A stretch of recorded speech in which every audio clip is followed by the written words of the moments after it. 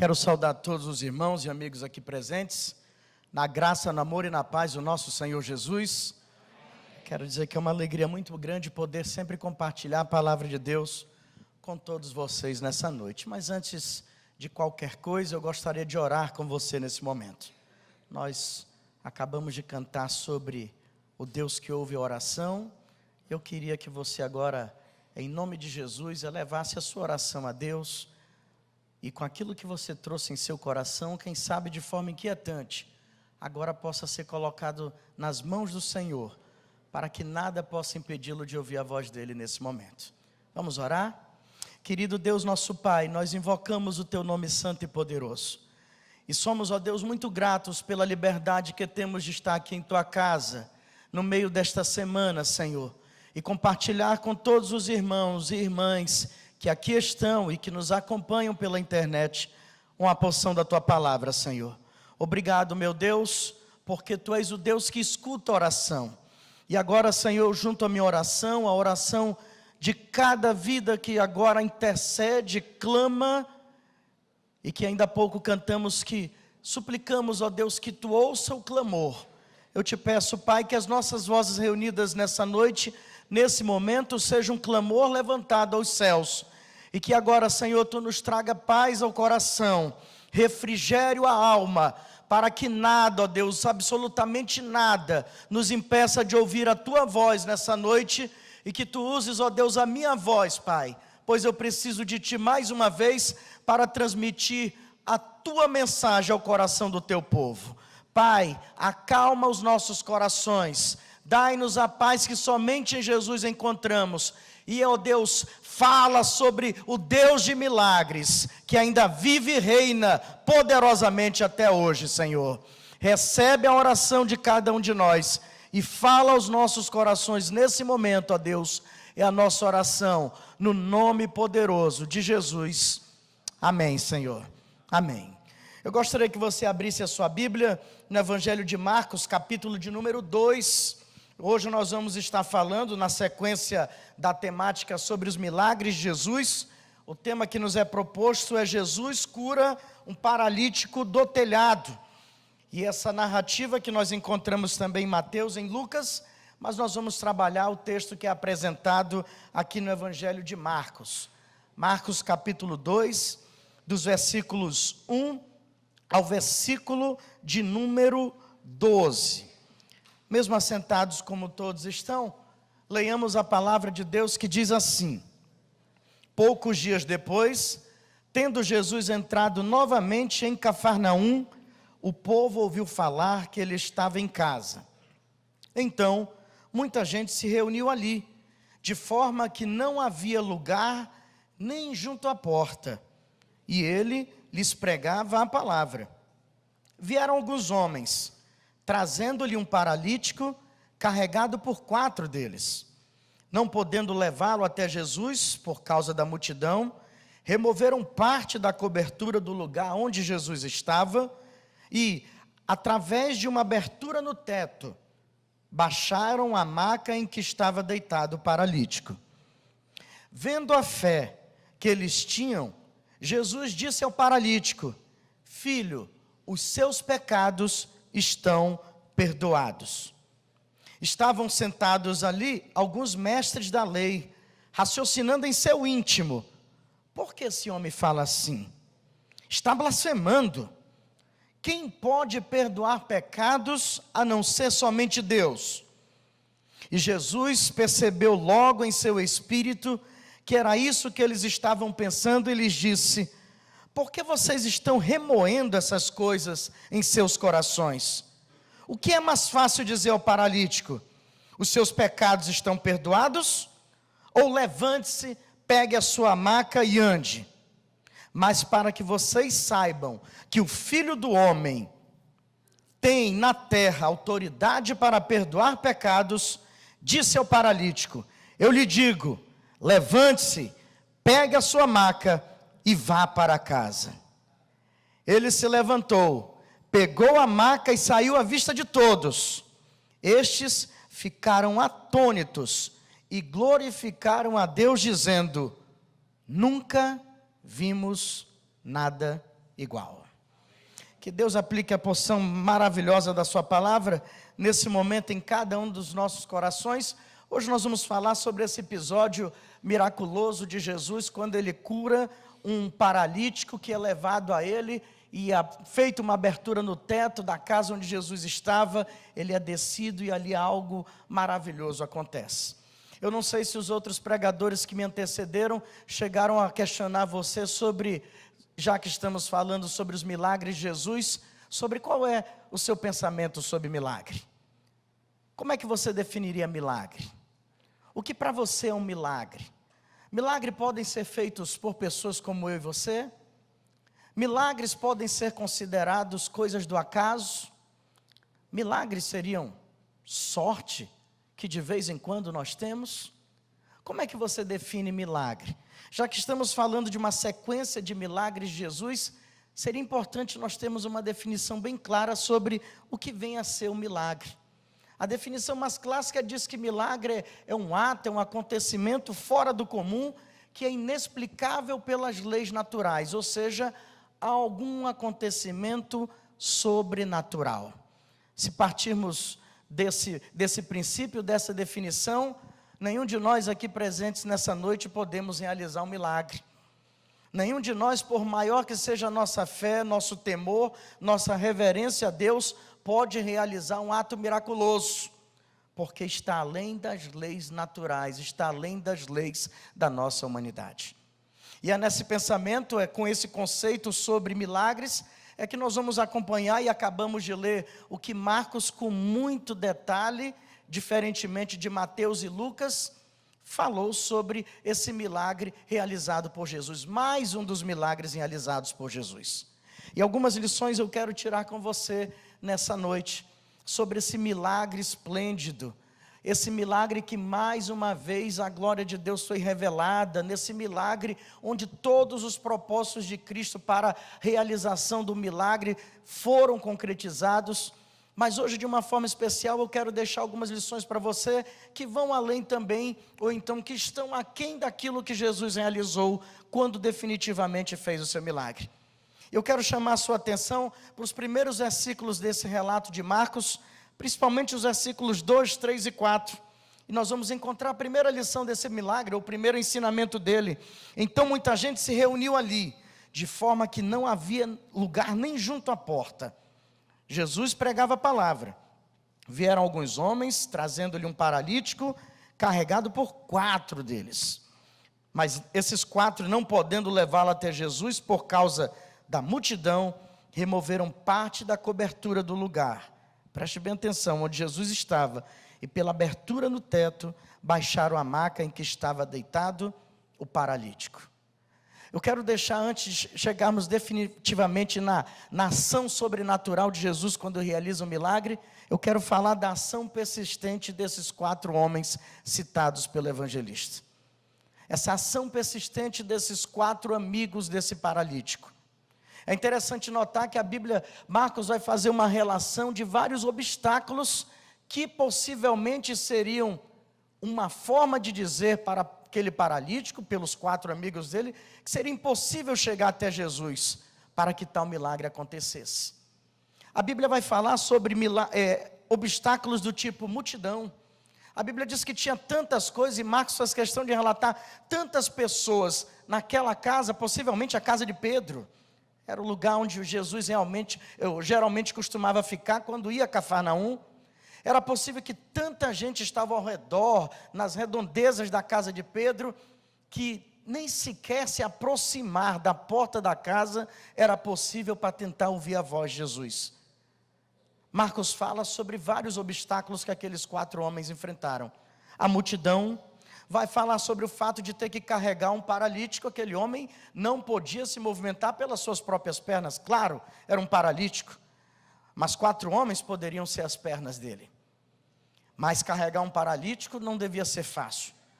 Colocado numa maca, sem nenhuma dos instrumentais que temos hoje para realizar tal coisa que parece tão simples, mas que naquela época certamente era algo feito de muito artesanal. Uma multidão pela frente, um homem carregado na maca, sem possibilidade de entrar pela porta. E aqueles homens olham para aquela casa à distância, eu fico imaginando, contemplam toda aquela multidão, porque nem sequer se conseguem aproximar-se da porta, e diz: vai ser impossível a gente conseguir levar você até Jesus.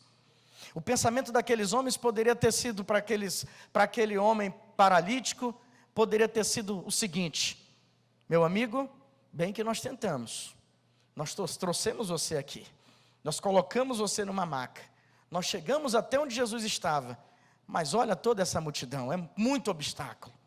Nós não vamos sequer nunca chegar perto da porta, nós não vamos conseguir adentrar na porta daquela casa, tem muita gente lá dentro. Mas para aqueles homens não há obstáculos. A multidão é um obstáculo, carregar um paralítico numa maca é outro obstáculo, mas eles olham de longe para aquela casa e observam o telhado. Observam possivelmente como eram as construções de algumas casas antigamente, uma pequena escada que levava à parte de cima. E aqueles homens bolam uma ideia: a gente não consegue entrar na casa, a multidão é gigantesca ao redor dela, mas não tem ninguém no telhado. É o único lugar próximo de Jesus que não tem ninguém, é o telhado. Que tal nós irmos até lá?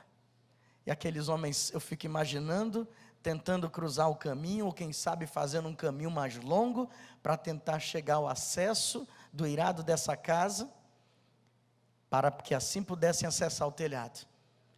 E aquele telhado lá era bem diferente, né? Lucas, quando faz a menção da palavra telhado, fala de telhas.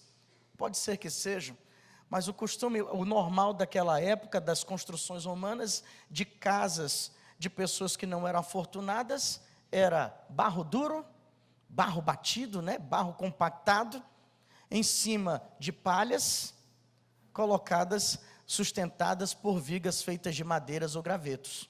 Esse era o telhado. Ao chegar lá no eirado, ainda teria que remover tudo isso aí. Não era remover aquela telha de barro que tem lá no puxadinho da sua casa, lá no seu sobrado.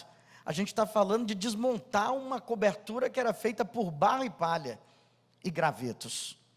Mas nada disso para eles era impedimento para levá-los até Jesus. Eu quero chamar a atenção de você, antes, como mencionei, de chegar à ação miraculosa de Jesus, eu preciso fazer menção dessa atitude desses 4 homens. Eu não quero ter aqui uma exegese pobre desse texto bíblico, mas eu quero lançar seu olhar por um momento para a vida desses 4 homens, e mostrar como esses homens foram instrumentos para o milagre que Jesus realizou na vida do paralítico.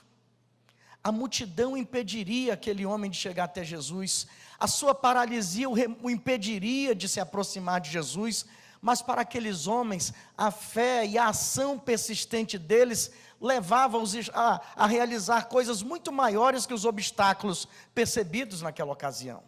Eu quero chamar a atenção de você que não há multidão, não há porta impedida, não há telhado que precisa ser removido para quem precisa de um milagre de Deus.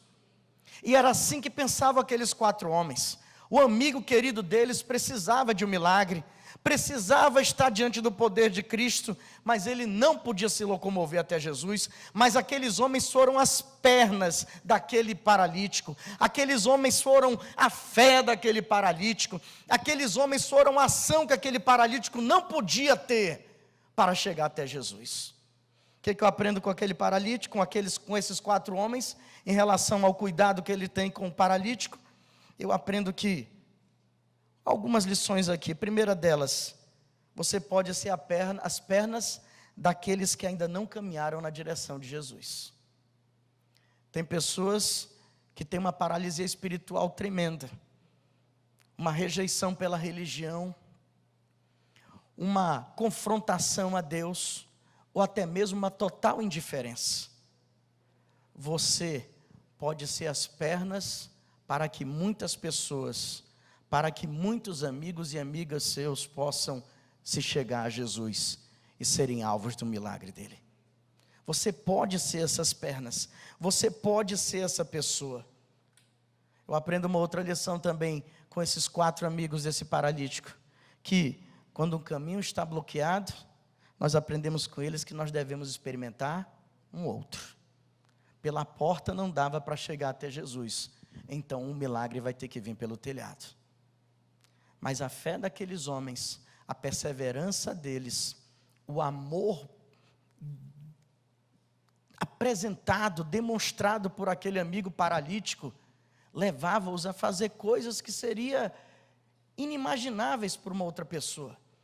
Poderia ter dito: olha, você não vai conseguir chegar perto de Jesus. Nós precisávamos pelo menos que você pudesse se mexer um pouco. Carregar você no meio da multidão é uma coisa quase impossível. Mas aqueles homens foram as pernas daquele paralítico. Aqueles homens foram o coração do milagre que aconteceu com aquele homem. Eu quero chamar a atenção de você para um outro detalhe: o zelo deles em levar aquele homem até a presença de Jesus. Para mim isso tem um nome hoje no meio da igreja: é evangelismo. É uma palavrinha só, que a gente não pode deixar adormecer no meio da igreja: evangelismo. Quando um crente se propõe a levar uma outra pessoa a Jesus, é evangelismo. Quando um crente se propõe, independente das barreiras, independente de um coração endurecido, independente de uma pessoa que você ora há tanto tempo, independente do tempo que passou, e essa pessoa ainda não foi até Jesus, eu acredito firmemente que o evangelismo colhe os seus frutos. É uma palavra que a gente não pode deixar morrer dentro do coração do cristão: é evangelismo. Esses homens queriam levar esse homem paralítico até Jesus. Cristãos, nós precisamos ter esse desejo imenso de querer levar pessoas até Jesus.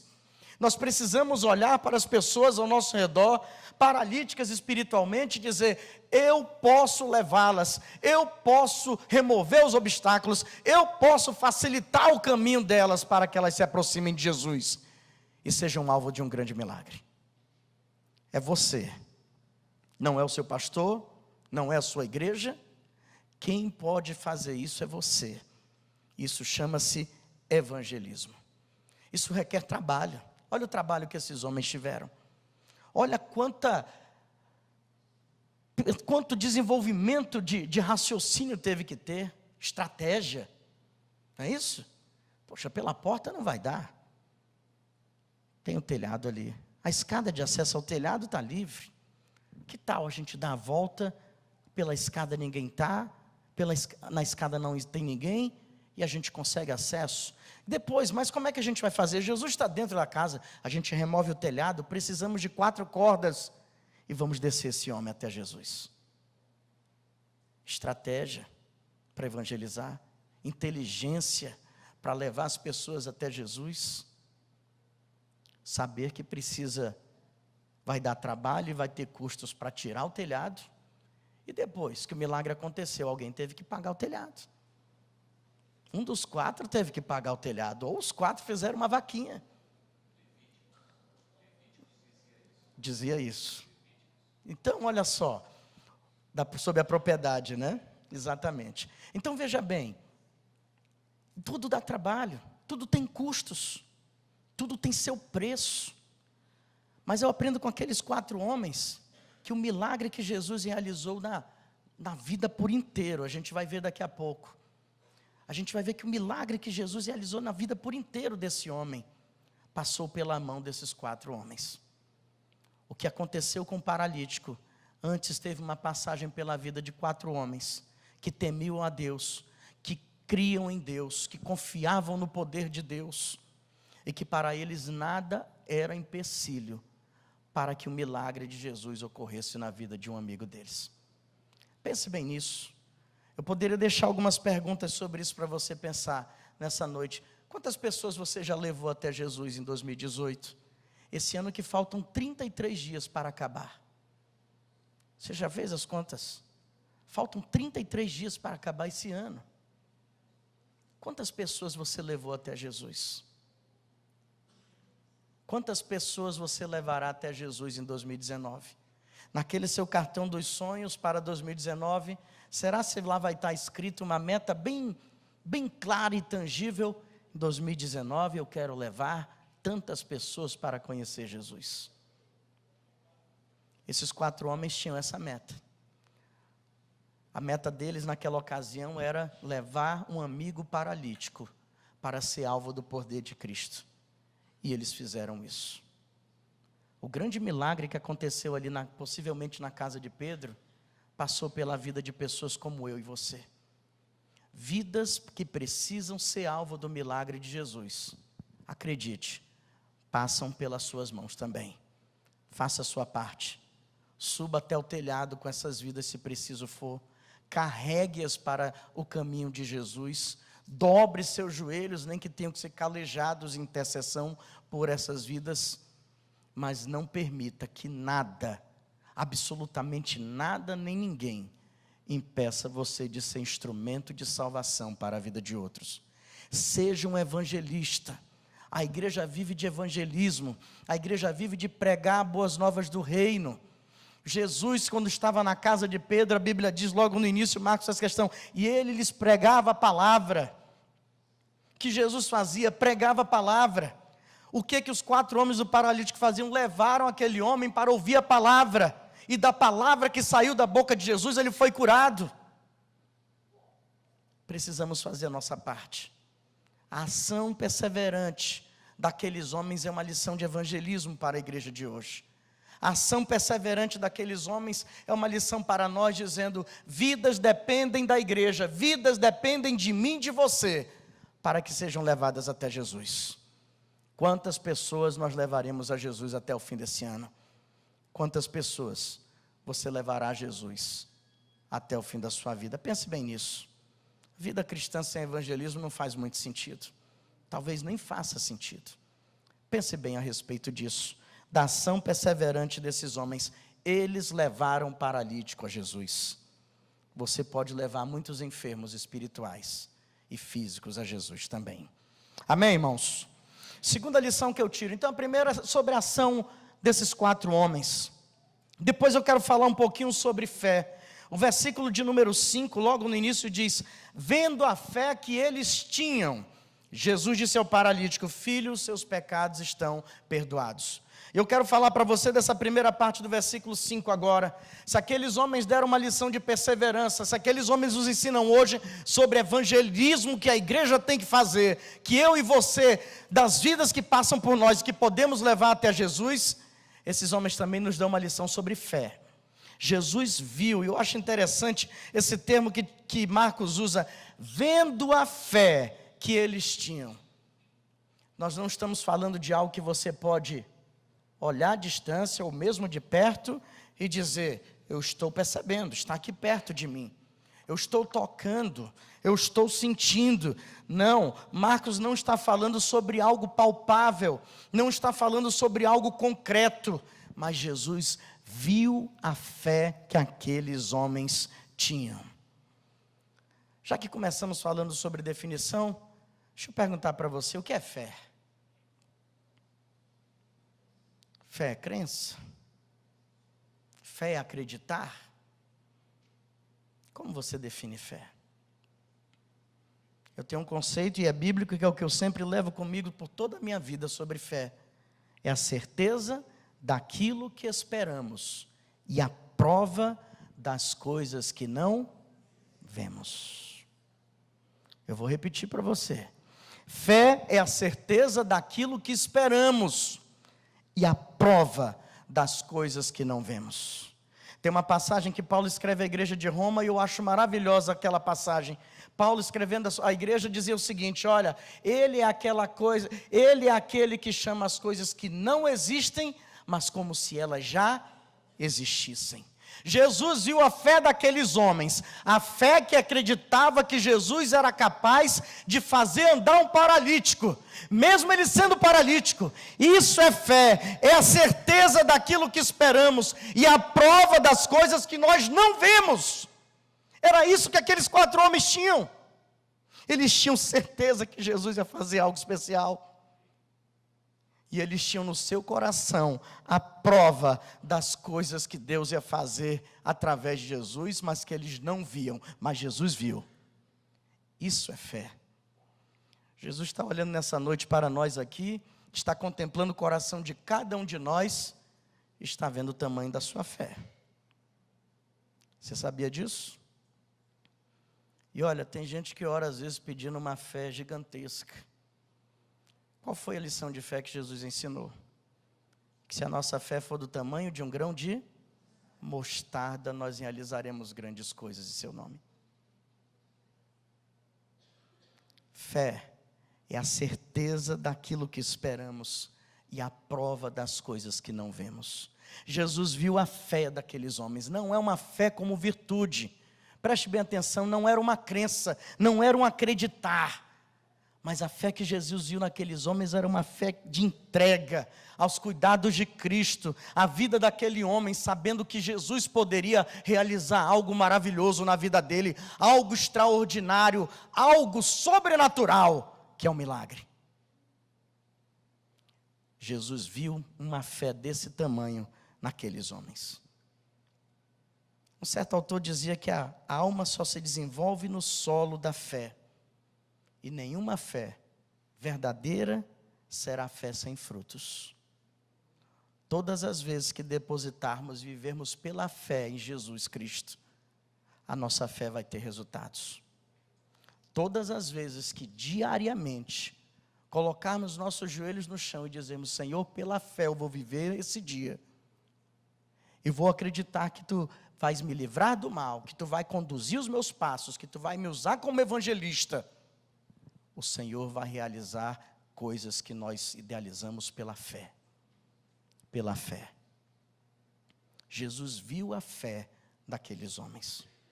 Qual é a fé que Jesus está contemplando em você agora? Jesus contemplou naqueles homens uma fé enérgica, uma fé plena, uma fé que não duvida. Vamos levar para ver o que Jesus vai fazer. Opa, chegamos, tem muita gente, vamos voltar. A gente não vai conseguir passar por essa multidão com um homem numa maca. Não, irmãos, a fé que Jesus contemplou, a fé que Jesus viu naqueles 4 homens, era uma fé capaz de realizar coisas maravilhosas, coisas grandiosas. Eles criam que Deus, através de Jesus Cristo, tinha poder para mudar a vida daquele homem. E eu nem sei se aqueles homens sabiam da dimensão do que Jesus realizaria, que Jesus olharia para a alma. Jesus não olhou para as pernas do paralítico, Jesus olhou para a alma dele primeiro. Mas Jesus viu uma fé gigantesca naqueles homens. Como é que está a sua fé? Como Deus consegue ver a sua fé atualmente? Quando Jesus foi chamado ali para a visita a Lázaro, muito enfermo, e Jesus atrasou um pouco, ou não atrasou, porque Jesus não atrasa. Marta chega para Jesus. Quando Jesus chega lá em Betânia, Lázaro já sepultado. Aí Marta diz para Jesus assim: ó, Jesus, se você tivesse chegado um pouquinho antes, eu sei que meu irmão não teria morrido. A resposta de Jesus é uma resposta para você nessa noite. Jesus falou para Marta: eu não lhe falei que se você crer, você verá a glória de Deus? É fé, irmãos. É fé, irmãs. O que nós precisamos é viver essa fé que nós ouvimos. O que nós precisamos é viver essa fé que nós pregamos. O que nós precisamos é crer que Deus vai manifestar a sua glória poderosa em nossas vidas e na vida de muitos outros. E aí Marta viu a glória de Deus mesmo sem crer. Porque Jesus não se atrasou. Ele estava querendo ensinar uma outra lição sobre fé. Se você crer, preste bem atenção, se você crer, você verá a glória de Deus. Você verá a glória de Deus. Eu quero deixar mais uma lição. Falamos sobre a ação de 4 homens, a fé que Jesus vê.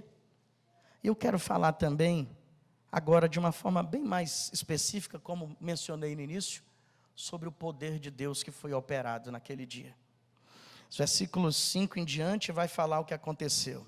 Vendo a fé que eles tinham, Jesus disse ao paralítico: filho, os seus pecados estão perdoados.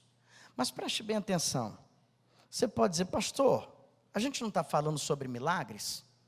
Jesus falou para aquele paralítico sobre perdão. Ele não falou sobre cura. Jesus falou: filho, seus pecados estão perdoados. E o pior ainda, para complicar mais a nossa situação aqui, a partir do versículo 6, começa a haver um problema relacional dentro daquela casa, possivelmente de Pedro. Um homem é descido pelo telhado numa maca, como resultado de uma fé magnífica de 4 homens. Quando aquele homem é descido, Jesus olha para ele e diz: filho, seus pecados estão perdoados. E eu fico imaginando cada um olhando para o outro e dizendo: eu não estou entendendo. Porque 4 pessoas se matam para trazer um paralítico até aqui, vão ter que pagar o telhado da casa de Pedro daqui a pouco. Né? E Pedro era impulsivo, vocês sabem, fica imaginando Pedro, né? Meu Deus do céu, olha o que fizeram com o meu telhado, quero saber quem fez isso aí que vai pagar. Ó, a gente vai sair daqui, já vamos fazer orçamento. Descem o homem mesmo assim, já com prejuízo no bolso. Quando descem, colocam um paralítico diante de Jesus. Jesus: filho, seus pecados estão perdoados. Eu fico imaginando aquele pessoal, acho que Jesus não entendeu, não é isso que esses homens não... Senhor, só um minutinho, ninguém se matou e vai pagar um telhado para ouvir isso de você. O cara é paralítico. E o pior, quando todo esse mal-estar está gerado dentro dessa casa, dos versículos 6 em diante, a gente vai ver que começa agora a gerar um mal-estar religioso. Por quê? Agora um paralítico na frente de Jesus, ouvindo: filho, teus pecados estão perdoados, e Jesus, na sua onisciência, ouvindo o que passava na cabeça dos outros. Ó, Jesus está sabendo, está passando na sua cabeça agora. Cuidado que você está pensando aí, falando, aquele pregador baixinho e tal. Jesus está ouvindo. Jesus está ouvindo. Estavam sentados ali alguns mestres da lei, raciocinando em seu íntimo: por que esse homem fala assim? Raciocinando em seu íntimo, pensamento passando pela cabeça deles. Por que esse homem fala assim? Ele está blasfemando. Quem pode perdoar pecados a não ser somente Deus? E a gente vai ver que eles estavam certos em pensar assim. Era a lei deles. Ninguém pode perdoar pecados, também está lá na Torá. Ninguém pode perdoar pecados a não ser somente Deus. Jesus percebeu logo em seu espírito que era isso que eles estavam pensando. Ele disse: por que vocês estão remoendo essas coisas em seu coração? O que é mais fácil dizer ao paralítico? Os seus pecados estão perdoados? Ou levante-se, pegue a sua maca e ande? E aí vamos dar uma paradinha aqui. Para falar sobre o poder de Cristo, de Deus emanado através de Jesus naquele lugar. Primeiro a gente vai ver Jesus, o poder de Deus através de Jesus, perdoando pecados. Vendo a fé que eles tinham, Jesus disse ao paralítico: filho, os seus pecados estão perdoados. Mas preste bem atenção. Você pode se questionar como eu me questionei. Muitas vezes, se o problema daquele homem era paralisia, por que Jesus disse: filho, os seus pecados estão perdoados? Parece que ele vai atrás de uma solução e Jesus oferece outra. Parece que há um engano aí, mas não há.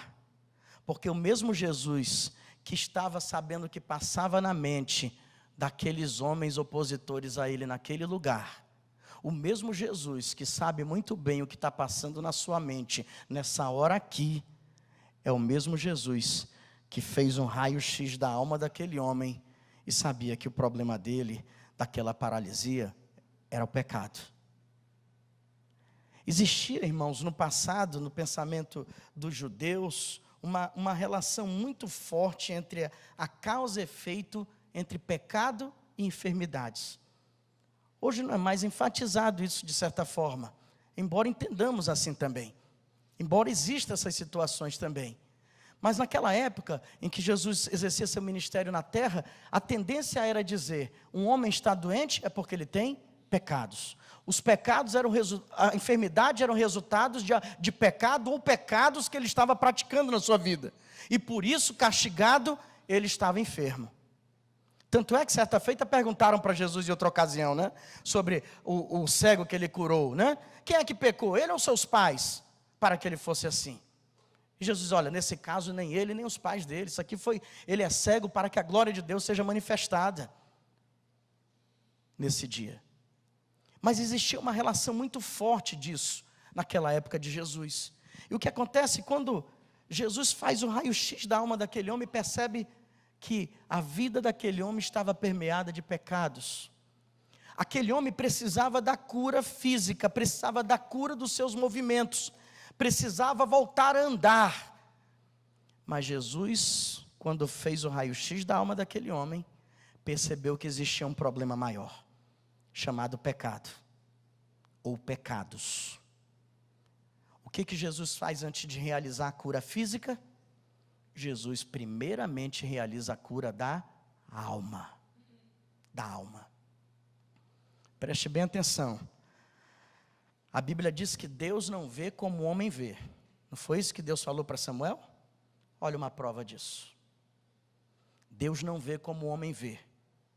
As pessoas naquela casa, os amigos que desceram o paralítico por aquele telhado, viram um homem paralítico, imóvel, imobilizado. O que Jesus viu?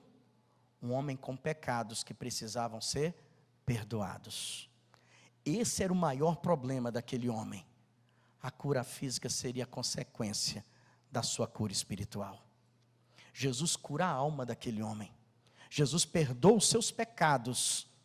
E depois, o milagre físico é realizado. Ele dá os movimentos àquele homem. Mas no raio-x da alma de Jesus. E agora você fica encucado aí, porque além de Jesus ver os seus pensamentos, ele faz um raio-x da sua alma. É a melhor ressonância magnética do mundo. É a que Deus faz. Porque Ele vê você por inteiro. Ele não vê como eu vejo você. Ele olha para dentro de você. Ele conhece seus pensamentos. Ele conhece as suas dores. Ele conhece seus intentos, os seus planos. O que você fez hoje, o que você fez essa semana, o que você vai fazer amanhã. Ele já sabe. Jesus fez o raio-x, a ressonância magnética divina naquele homem. Disse, precisamos consertar a sua alma. Você precisa ser curado dos seus pecados. Então, filho, seus pecados estão perdoados a partir de agora. E a cura física foi um resultado da obra restauradora que Jesus fez na vida daquele homem. Deixa eu falar uma coisa para vocês, irmãos. A coisa mais importante, e eu posso arriscar, sem medo de errar, o maior milagre que pode ser realizado na vida de um ser humano é o milagre da salvação. Porque se isso não acontecer, a alma vai para o inferno. A alma dos nossos amigos irá para o inferno. Se o milagre da salvação não acontecer na sua vida, você vai perecer no inferno. O maior milagre que Deus pode realizar através de Jesus Cristo na sua vida hoje é o milagre da salvação, do perdão dos seus pecados. Porque o salário do pecado é a morte. Foi isso que Jesus fez na vida desse paralítico. Ele perdoou os pecados desse homem, ele contemplou a alma, ele olhou para aquele homem e disse, você precisa de salvação, você precisa de perdão de pecados, a sua vida travou. E lembra muito bem, né, as palavras de Salmo, de Davi, um dos seus salmos, que ele dizia, olha, até meus ossos não se movem mais, até meus ossos eu sinto as dores, por causa dos meus pecados. Jesus curou a alma daquele homem. E a cura física foi uma consequência disso. Porque o maior milagre que Deus pode realizar na vida do ser humano é perdoar seus pecados e conceder a vida eterna nos céus. Jesus fez isso com aquele homem. Então a gente vê o poder de Deus perdoando pecados. Era a maior necessidade daquele homem, era o perdão dos seus pecados. A cura física viria em segundo lugar. O perdão de Deus é o milagre que muitos precisam hoje. Quem sabe você não entrou aqui nessa noite carregado pelo peso dos seus pecados. O milagre que você precisa hoje é o perdão de Deus para a sua vida.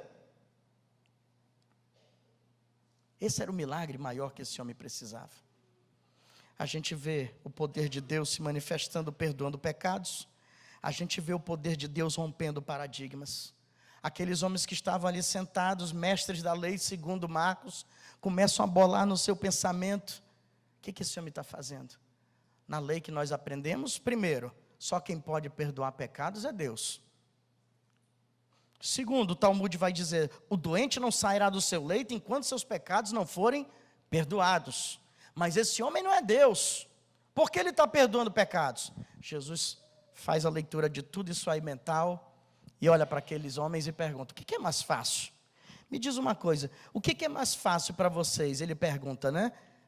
Dizer ao paralítico, seus pecados estão perdoados, ou levante-se, pegue a sua maca e ande. E eu faço essa pergunta para você nessa noite agora. O que é mais fácil? Se você estivesse no lugar de Jesus, o que era mais fácil você dizer para o paralítico se levantar e ir para casa, ou dizer para ele, seus pecados estão perdoados? Qual é o mais fácil disso?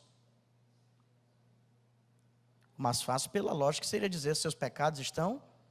É mais fácil do que você dizer para alguém andar, né? É bem mais fácil. É mais fácil perdoar do que dizer para um paralítico andar. Jesus tinha perdoado os pecados daquele homem porque olhou para a alma dele e viu que ele precisava ser restaurado, para que o milagre acontecesse na vida dele, para que Deus fizesse uma obra completa. Aqueles homens estavam olhando para a religião, para a letra. E aí Jesus pergunta: então o que é então? O que vocês querem? Eu disse que eu acabei de perdoar os pecados deles. Vocês não estão entendendo o que eu estou falando? O que é mais fácil? Dizer para ele se levantar, pegar a maca e ir para casa? Então tá bom. Olhou para o paralítico e disse: levante-se, pegue a sua maca e vá embora. Naquele mesmo momento, aquele homem se levantou, pegou a sua maca e foi para casa. Jesus fez o mais difícil, mas começou pelo mais fácil, porque a leitura humana que se fazia naquele dia não era a leitura real da vida daquele homem. O maior milagre que aquele homem precisava era espiritual. O maior milagre que um ser humano pode receber é a restauração da sua alma, é a cura da sua alma. E depois veio o milagre físico. Jesus realizou ambos. Jesus realizou os dois para mostrar para a religião. Jesus já tinha tido muitos outros problemas. Os judeus já haviam rejeitado Jesus várias vezes publicamente. Os rabinos da época diziam que para assim: Jesus é um falso profeta que realiza milagres pelo poder do diabo. Era essa a fama de Jesus perante a religião. Jesus vai lá e diz: qual é o mais fácil para vocês? Mas como era a proposta do evangelista Marcos quando escreveu esse evangelho, era mostrar que Jesus era o Filho de Deus. Jesus era o Deus encarnado. E aí Jesus agora pega e mostra para todos, para que vocês saibam que o Filho do Homem tem autoridade. E essa palavra é maravilhosa, tem autoridade para perdoar pecados. A palavra autoridade que Marcos usa aí, não é autoridade como se alguém tivesse dado, não é, ele fala da essência. A Bíblia vai falar em muitas outras vezes no Evangelho que toda vez que Jesus ensinava com autoridade. Autoridade, toda vez que aparece essa palavra no Novo Testamento se referindo a Jesus, está mostrando o quê? Que Jesus, aquilo que ele vivia, era aquilo que ele pregava e vice-versa. O que ele vivia, ele pregava. O que ele pregava, ele vivia. Por isso que, comparado com os mestres da lei da época, Jesus se destacava. Porque aquilo que ele vivia, aquilo que ele ensinava, aquilo que ele pregava e ensinava, era o que ele vivia. Autoridade, a essência de Cristo era o que ele transmitia. Para mostrar que o Filho do Homem tem autoridade para perdoar pecados, Jesus estava dizendo: eu vou mostrar que eu sou Deus, mais uma vez para vocês. Se vocês leram na Torá que só Deus tem autorizado a perdoar pecados, então eu vou mostrar para vocês: teus pecados estão perdoados e agora te levanta, pega a tua maca e vai para casa. Agora a obra está totalmente completa. Aqueles homens rejeitavam a divindade de Jesus, como muitos outros ainda rejeitam nos nossos dias.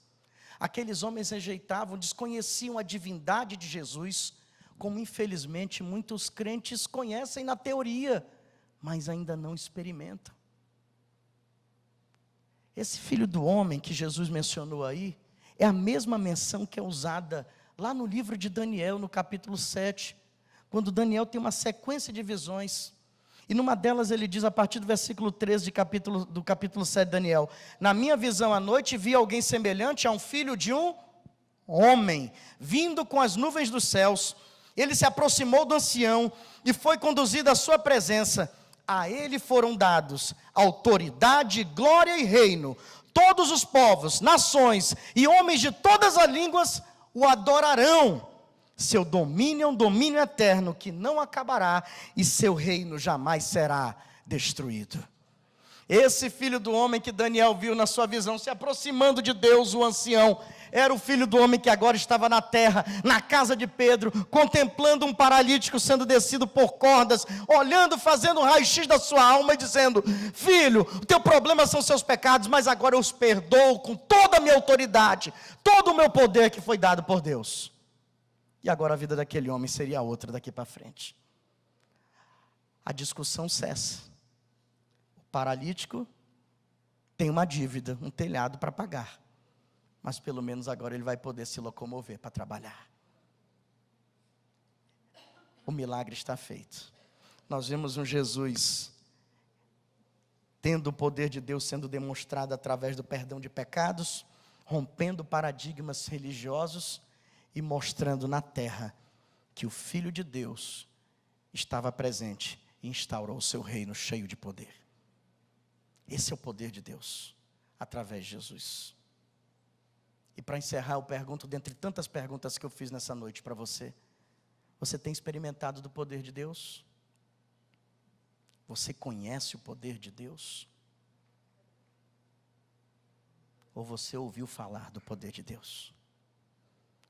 Os religiosos conheciam sobre o poder de Deus, que Deus tinha poder para perdoar pecados, que um paralítico podia andar assim, se Deus fizesse algo, mas Deus, na forma humana, estava diante dos seus olhos. Eles estavam discutindo religião. Eu repito a pergunta: você conhece e experimenta do poder de Deus? Jó, eu concluo falando de Jó, né? Aquele homem que passou por tantos sofrimentos, tantas provações, mas quando na sua última oração registrada no livro de Jó, no livro que leva o seu nome diante de Deus, o que ele fala para Deus? Antes eu te conhecia só de ouvir, agora os meus olhos te veem. O paralítico viu o poder de Deus passando pelo seu coração, perdoando os pecados. O paralítico percebeu o poder de Deus dando o movimento do seu corpo. O paralítico viveu aquilo. E todos aqueles que estavam naquele lugar, que estavam com seus corações abertos, presenciaram do poder de Deus. O poder de Deus não é para ser vivido na teoria. O poder de Deus é para ser vivido na prática. A cada dia do servo de Deus, da serva de Deus.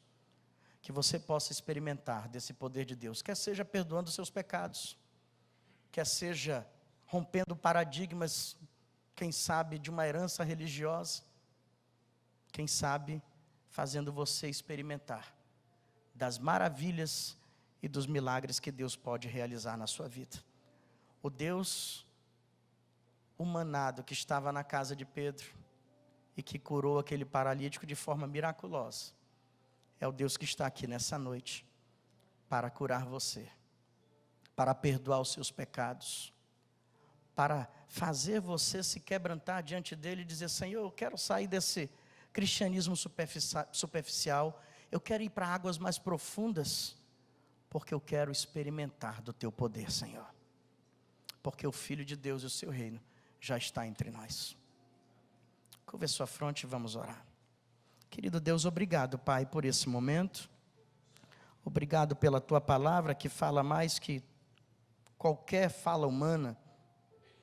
E eu te peço, ó Deus, que o Jesus Cristo, operador de milagres, mas que usa vidas para que sejam instrumentos de bênção para que esses milagres ocorram, esteja falando a corações nessa noite. Eu oro, meu Deus, para que o Jesus que perdoa pecados possa estar passando pelos nossos corações, encontrando corações quebrantados, contritos e arrependidos, e para que hoje possam ouvir a voz suave de Jesus dizendo: teus pecados estão perdoados, vai para a tua casa em paz. Que o Jesus Cristo que esteve na casa de Pedro em Cafarnaum, seja o Jesus que esteja hoje rompendo definições, teorias, e nos levando a experimentar a cada dia de uma forma bem real e vívida do poder e da glória de Deus. Essa é a oração que eu te faço, ó Deus, no nome poderoso daquele que realiza milagres. É no nome poderoso de Jesus que eu oro. Amém, Senhor. Amém.